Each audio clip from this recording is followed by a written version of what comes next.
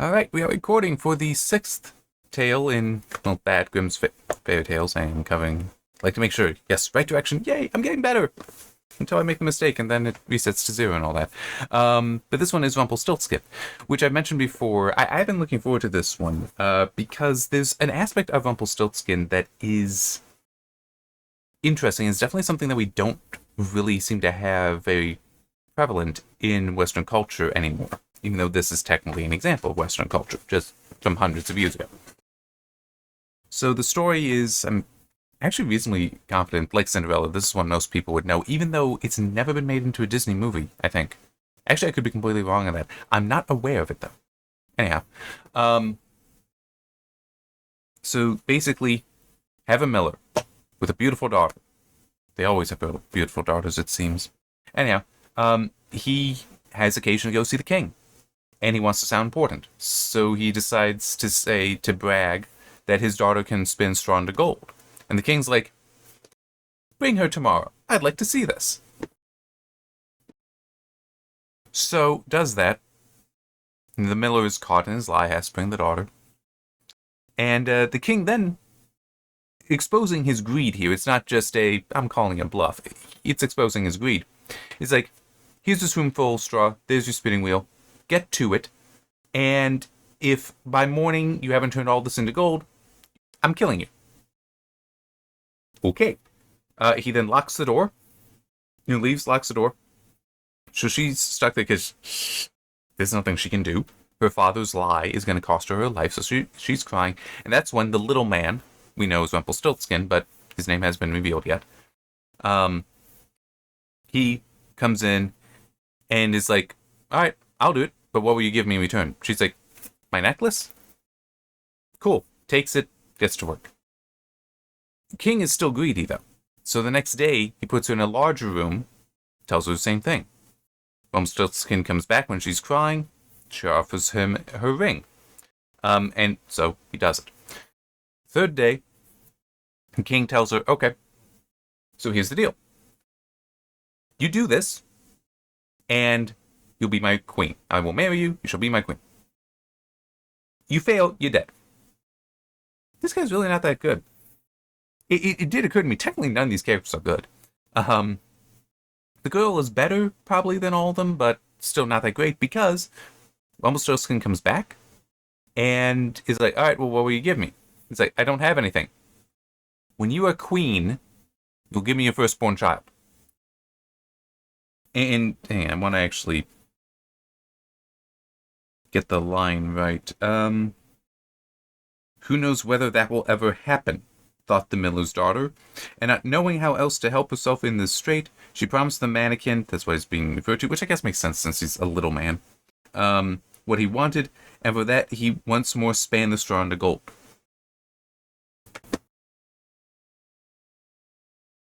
So I recently wrote up this thing. I don't know if I'd make an accompanying video about it concerning what constitutes a masculine story, and as I was doing that and reading a little bit into Beauty and the Beast, I realized that it also kind of touches on the concept of virtue.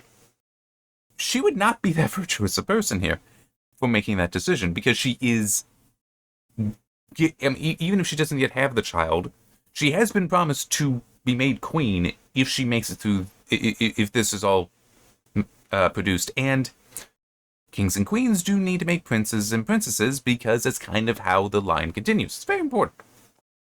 So she should know that, no, there would be a firstborn here. And then, obviously, after a year, she has the baby, very happy. Rumpelstiltskin comes in and is like, I'm here to take him. And she doesn't want to, and she's crying, which moves him.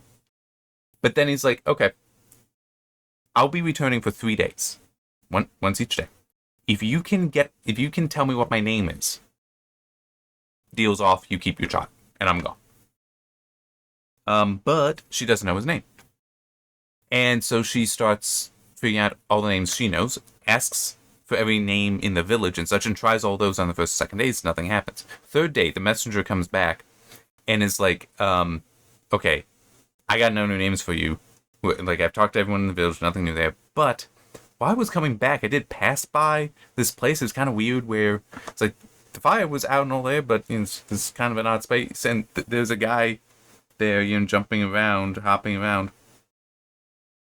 He hopped upon one leg and shouted, "Today I bake, tomorrow brew, the next day I'll have the young queen's child.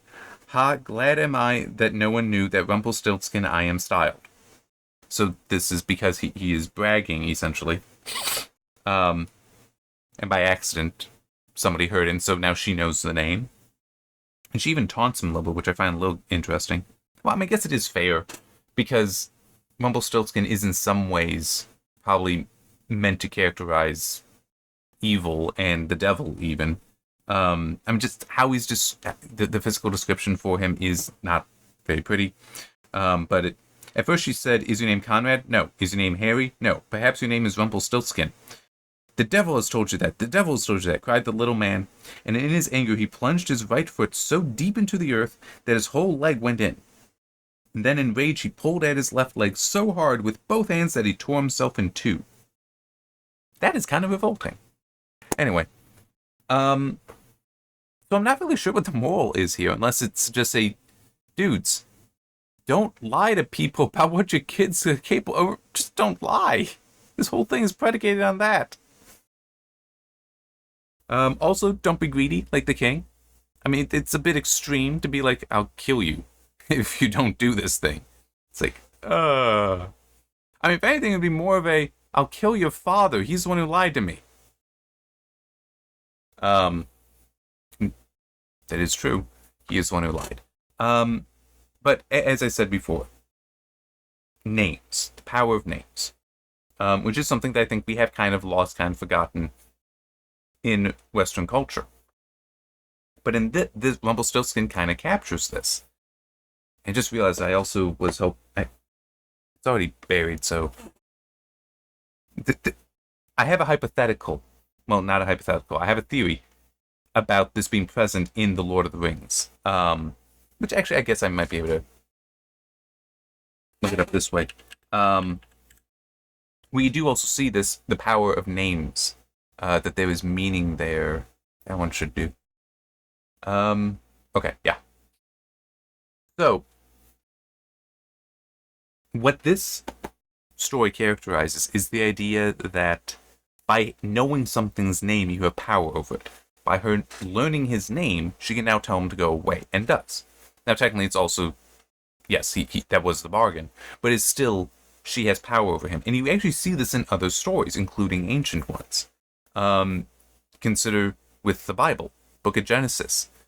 Adam was given the dominion over animals, and he named them. Like in that would be chapter, yeah, that's chapter 2. Because chapter 1, you don't have necessarily the naming of animals, but in chapter 2, he names them, and that is part of his whole having dominion over the animals. It's an aspect of that. You'll see in the New Testament, though I don't remember which gospel it's in, where for one of the times that there are possessed people, Jesus exorcises them by calling the demons out by name, because he does know them, and he is supposed to have dominion over them, and so is able to do that. It's also a time as well where one of the demons even says, "I know who you are, I know your name." Does not say it, though, but does know it. So again, its names have meaning here. And I'm also trying to remember, I feel like, similar to the Genesis story, when Prometheus and Epimetheus were creating the creatures, so this is Greco-Roman mythology, were creating animals, I'm pretty sure also then they were naming them. But they were both Titans. It made some sense that they would also be able to do that. As I said, there's also in The Lord of the Rings.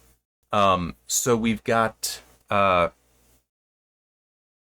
do have things such as Aragorn. His real name is hidden for quite some time, and is, once name is said, people recognize what that is. That, not so obvious. But Gandalf is also an example of this, and this would actually be the case for all of the Istari, who are the wizards. And some of this is, yes, this is exactly how it is. Other aspects of it, though, are me potentially reading into it and might be wrong. So, we, of course, know him mainly as Gandalf. There's also the name Mithrandir.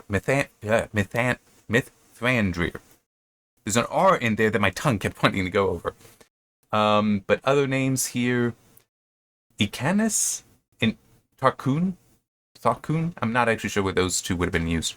It's possible that Gandalf is like the hobbits know him as. I don't remember where it said that comes from. Mithrandir is from like Gondor.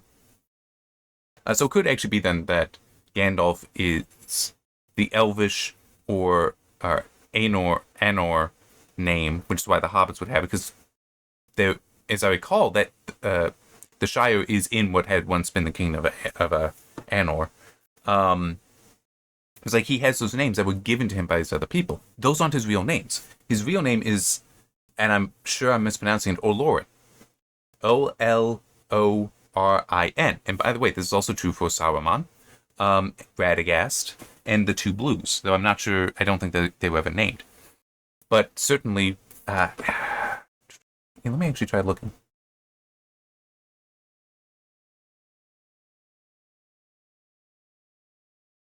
Okay, so the five-star story, Kurumo. I'm just reading this off of Tolkien Gateway, which I don't know how accurate some of it might be, but we'll just go with this. Maya of Aule, chief and wisest of the Order, according to Gandalf during the Council of Elrond. This would be Saruman. Olorin, I already said that's Gandalf.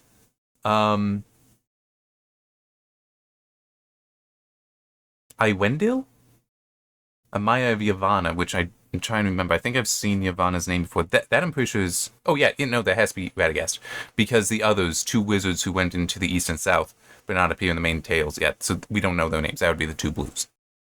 But each one of them had a name that is different from what they were known as in Middle-earth. Okay, now, an aspect of them coming to Middle-earth was that they were it's intentional that they are there looking like old men, because they were supposed to go to support and empower primarily man to ultimately fight and defeat Sauron, which is the whole thing of the Lord of the Rings. But the reason why they went as that is they're only meant to support. They were not meant to lead. So they did not have this impressive, this beautiful form, which actually is more so what they would naturally have in their they are Maya, basically at the level of angel. So they should actually appear very beautiful. But that was denied them, as is most of their power and wisdom, because they are not to become themselves, instead of a dark lord, a light lord. It's like, no, that's not your place. You are here to help and support them. So, yeah, the change of the name, I think, does tie into that. And that I can absolutely believe would have been Tolkien doing that intentionally. He absolutely would have known of that, the power of names and such, just from his research into various other fairy tales, folk tales, and such. But there's also an aspect that I wish I could remember where it's from that I saw this. That the concept of like the white, the gray, the brown, and the blue, mainly the white and the gray, especially the white, was that, and this might be in Lord of the Rings, I might be remembering it from somewhere else, or it might be completely wrong. The white is the highest level. This is why Gandalf ascends to that later, because he's initially Gandalf the Grey. But that the white, though suppressed normally, like Saruman and Gandalf are both suppressed when they're the whites, but both have the ability, when necessary, to summon up the bulk of their power. Well, I'm not sure if it's bulk, but a significant portion of their power from their original Maya forms, so that if it ever became necessary for them to directly battle Sauron, they can. At least at the level of the white. I don't know about the gray. But we do not, as I recall, ever within the body of Lord of the Rings, might be in the appendices, get their names. But there is one moment when we do have Gandalf preparing for battle, and what is he doing? He's identifying himself. So he's essentially, without specifically stating his name of Olorin, he is saying who he is. And that's when he's the Bridge of Khazad-dûm. And I don't know if I will be able to find it in here, like what he is actually saying. But it is like he's going on this long stream explaining who he is, and then he fights the Balrog and is actually able to defeat it, which is very impressive. Okay, I'm not seeing the quote here. Maybe here. Hang on. Um, there's no way I'm spelling Khazad-dûm correctly. Um, that may work. The 38 best Gandalf quotes. I have no idea. Um,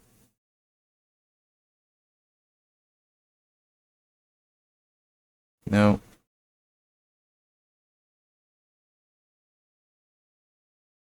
Maybe we should pause a little bit. Hopefully, I'll find it. Oop, no. Seriously? That isn't one of the best quotes. Here we go. Yeah, that's true. It's the "you cannot pass" speech.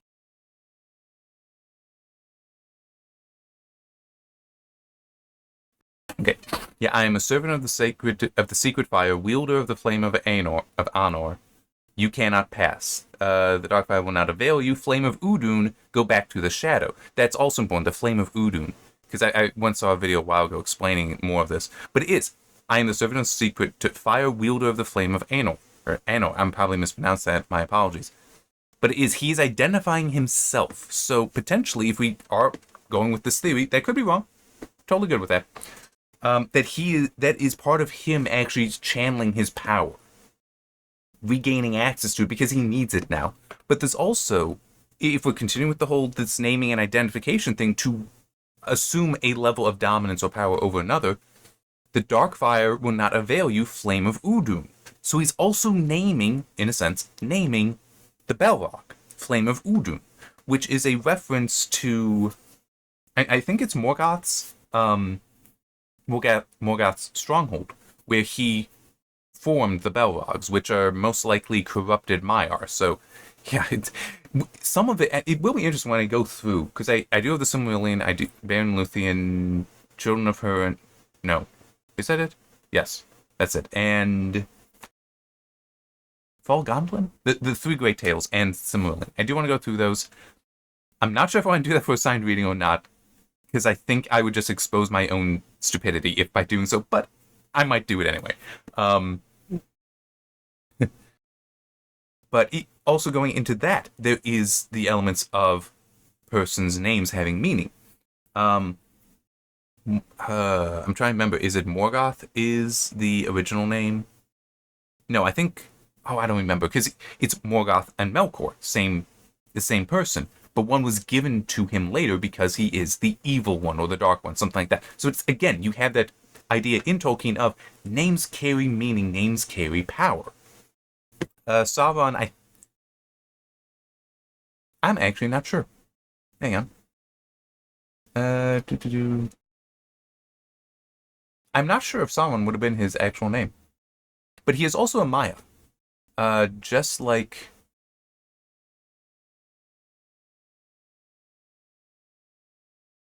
Gandalf and Sauron. Here we go. Yeah. And the Balrogs are also mentioned here.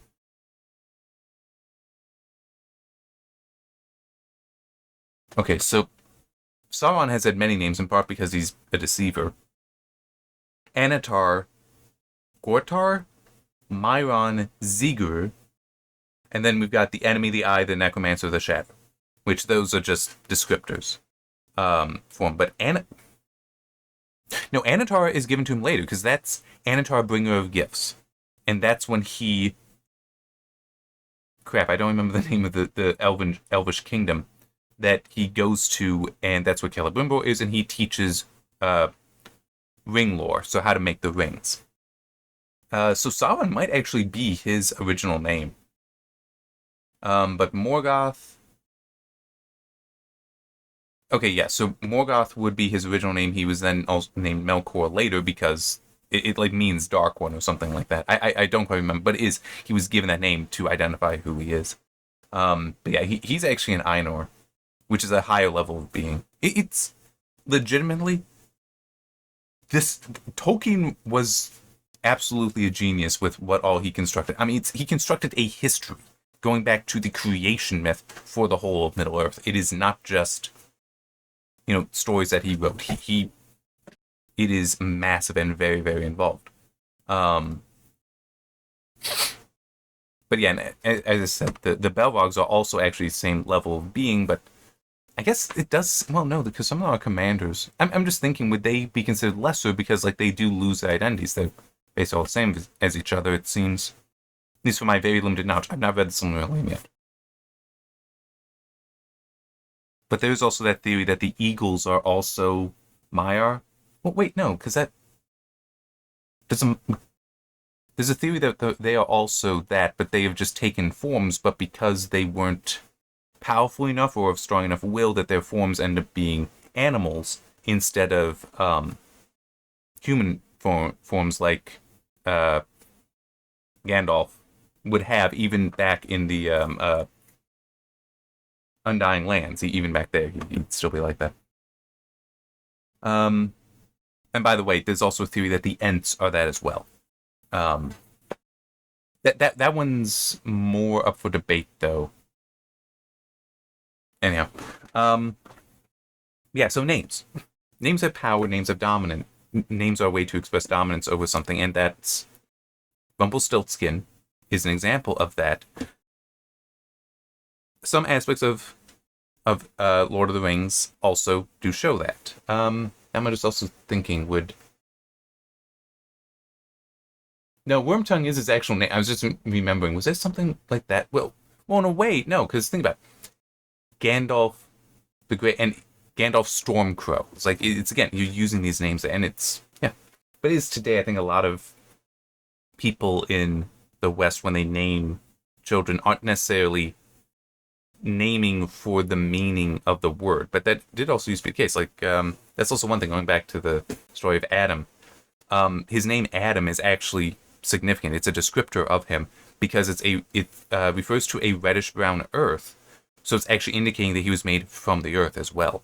And also, I think I'd once seen something. I'm not sure how true this is, but that like the original translation is the Adam, not just Adam, but they dropped the to save time in transcribing and all that. So like it's not that his name is Adam, we can call him that, but it's that he is the Adam. So anyway, but one thing I will mention before finishing this off, I accidentally ended up applying this stuff with names in the Children Many Gifts. Because even though this is a little bit of a spoiler, well, here, I'll try to keep it simple in a way so it doesn't spoil too much. But Sam from Failure is there. And there's basically 3 phases to his presence. And you do see him actually growing in power from one to the next to the next. You also see him having different names from one to the next to the next. And the cutoff from when it's like, when he is there and more powerful and more realized in who he is, well, people realizing who he is also his name changing. So I don't want to say what the first name is, that's very much a spoiler, but the second name that he has when you see some of his power is Cycle, which is the superhero name somebody else gave him. And it's also like he himself, there is a running joke about he doesn't like that name. He thinks it's a silly name. So when he's known as that, he is not actually as powerful as he could be. There is one character who's a counterpart to him in a way that gives himself a name and so is more powerful. But then at the end, he doesn't say it yet, but Sam has decided on what his name is. It's Sam. He's not good at coming up with names, okay? Give him a break. But it still is. At that point, he is the most powerful he can be at that time. He will continue to become more powerful. But that is when you have him now fighting this counterpart, and they're both essentially just titans. Immortal titans having a literal fight to the death that could potentially destroy the planet. Fun stuff. But it is that was actually by accident. I only noticed that when I went back in and was editing, that I realized, wait a minute, that's about like each time his name changes, also when he's more powerful. So yeah, I did that by accident. Now I'm just trying to think, are there any other examples in more modern stories? I wouldn't count like the whole superhero thing with like their identity, them choosing to hide their identity. That I mean, it is kind of an aspect of power, but not in the supernatural, not in the metaphorical sense. With that, no. Even knowing that Vader is Anakin Skywalker doesn't really give you power over him.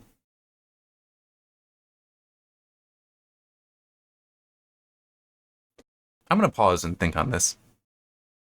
I just pulled up my Jellyfin server so I can look through the movies there. But I just remember The Matrix, which I'm actually doing some new processing on. I'm experimenting with stuff. That is actually an example of it as well.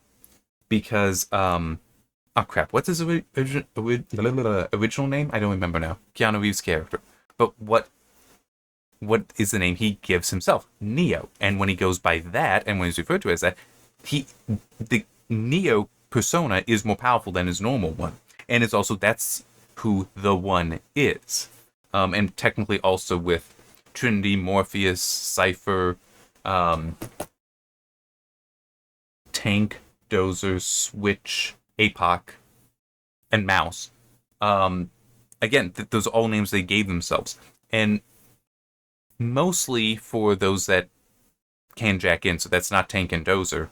I think it's those two that are the brothers who were never in the Matrix. But it is them escaping, and they assume their identity, and now they are more powerful. They are warriors against the Matrix. Okay, I'm just looking through my movies. No, I don't really have that in Ben-Hur. I mean, there's potential for it in Ben-Hur, but it's not really there.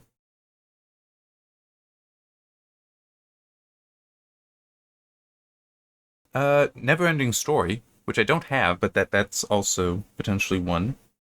Yes, I did unpause.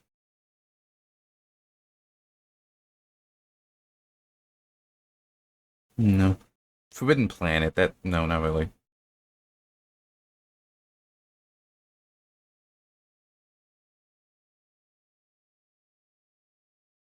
Is there an example in The Hobbit? No, not really. But you do see in The Hobbit, though, the change of names. Like how Thorin is Thorin Oakenshield. There's also Dane Ironfoot? Yeah, Ironfoot, because of his wearing the iron boots, and it's also, he also wears red armor. Um,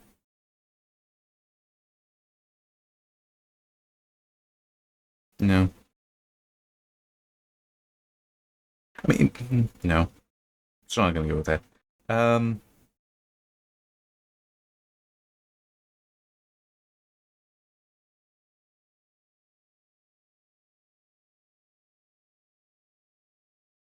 Even with all these movies that I have, it's also, there's so many more I'd like to add at some point.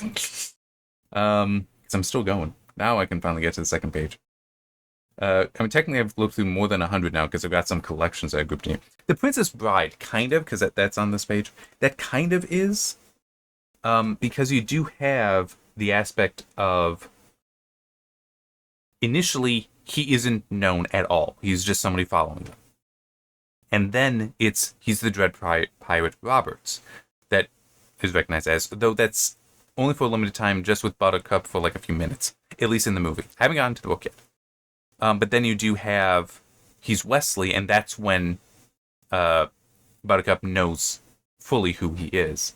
And yeah, and I'm just thinking, does Humperdinck ever know that his name is Wesley? Or the Baron, the Duke, whoever that is, the man with six fingers?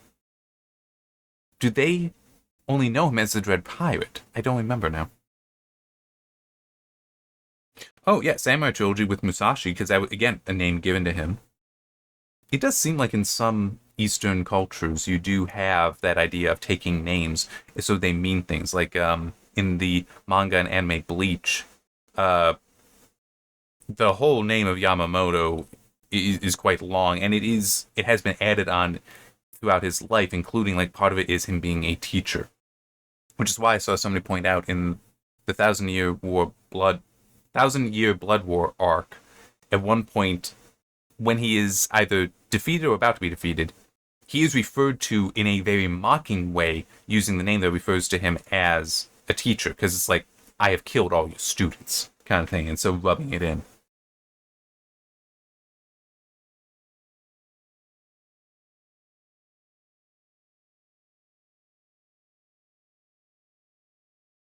Not exactly the same thing. I'm just saw Spartacus there. Not exactly.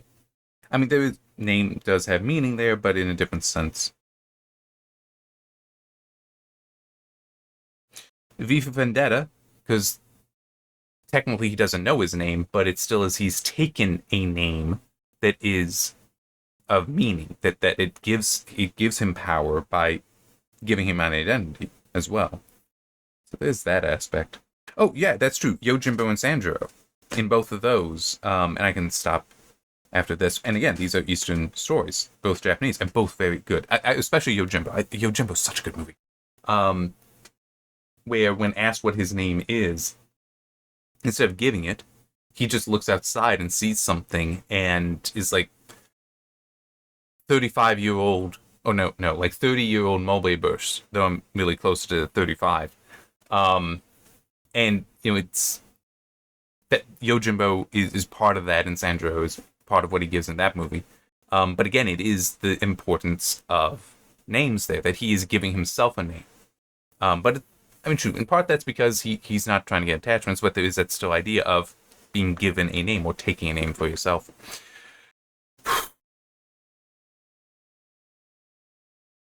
And I guess it's also true with the whole, with Bleach, the concept with the Zanpakuto is they all have names. You need to learn their names in order to gain access to their power, and they have multiple names even. So again, it's you do see power of names in various stories. It just doesn't seem to be particularly common in the West anymore. It does still exist. It does still exist here, and not just by accident, as in my book. But it is a concept there, and Rumpelstilskin is one old example of it. All right, that has been more than enough of my blathering, I think. So I'll stop here, and I guess I just want to kind of wrap into this, because it's also why my whole concept here is for me to read these stories, sometimes for the first time. Some are like I will, but that's the second time. But it's read them, learn from them, criticize them to sharpen my own skills at criticism, and to show where there are issues, so that I can try to avoid them myself. But it is also, because these videos are going out there for anyone to watch, so there's that element of be comfortable criticizing stories, like I'm trying to encourage people that, but also to make the point that it is worth looking into these stories and learning from them. Like finding that history. I mean, it's entirely possible that as rambling as it has been, and probably as incoherent as it has been as well, my talking about names here, that it's still possible that someone might never have known that, and may now look into it, and may find that actually is something that would help with their own work. That it's like, oh, having that name, it's helped. And it's like, okay, now I can do things with that. That is part of the reason why it is valuable to read classics, including centuries-old classics, because there are things there that they're classics, so they do connect with people, and they're things that are potentially not used as much, but you can bring them back and use them in a way that people will still find interesting, just as they did in the classic for hundreds of years. Okay. See you next time for Rapunzel.